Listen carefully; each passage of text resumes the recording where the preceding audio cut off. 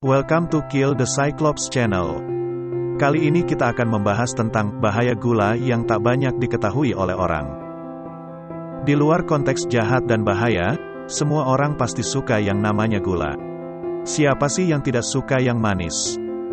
Well, semua orang sudah pasti pernah atau bahkan mungkin setiap hari mengkonsumsi gula, bahkan hampir ada di setiap makanan dan minuman kita. Padahal gula memiliki beberapa dampak negatif yang tak kalah berbahaya. Sama halnya seperti rokok, alkohol, dan narkoba. Anehnya, gula tidak masuk dalam indeks 3 hal yang haram menurut mazhab medis. Rokok, alkohol, dan narkoba, kita semua sudah pasti tahu bahaya dari ketiga barang tersebut. Mulai dari bikin kecanduan sampai dengan resiko kematian. Hal tersebut tentu menimbulkan pertanyaan mengapa peredaran gula tidak diatur seperti ketiga barang tersebut. Sebagai bahan makanan, gula bertanggung jawab atas meningkatnya tingkat obesitas di Indonesia sebanyak 2 kali lipat selama 2 dekade terakhir. Konsumsi gula berlebih juga jadi faktor utama munculnya penyakit diabetes dan penyebab utama kematian nomor 4 di Indonesia. Gula itu bukan hanya gula pasir atau juga gula aren, tetapi gula yang ada di makanan lain.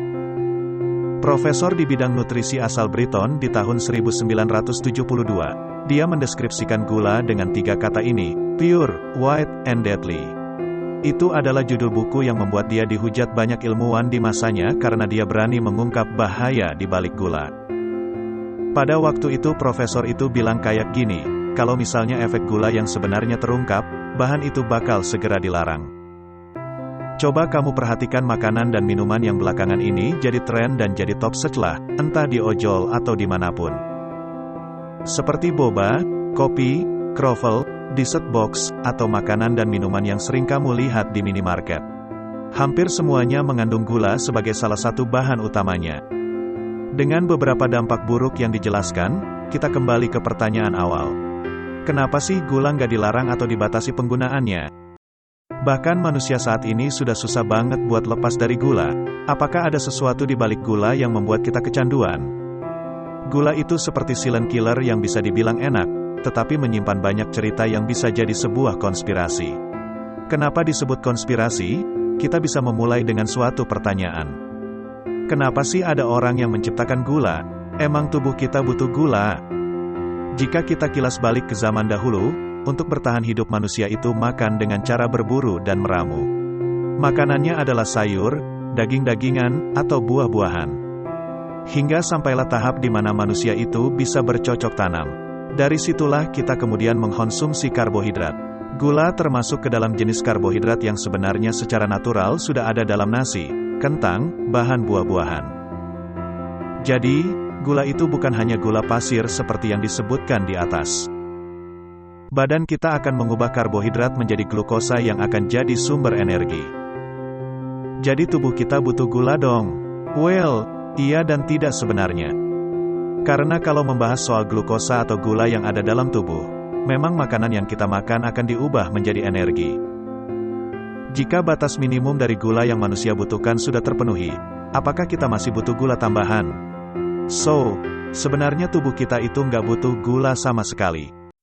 Faktanya gula tambahan itu sebenarnya memasuki tubuh dan kehidupan kita secara tidak sengaja karena manusia dulu suka sama rasa manis. Rasa manis sebenarnya dulu jarang ditemui. Sampai ada pada suatu titik, manusia menemukan kalau tebu itu manis.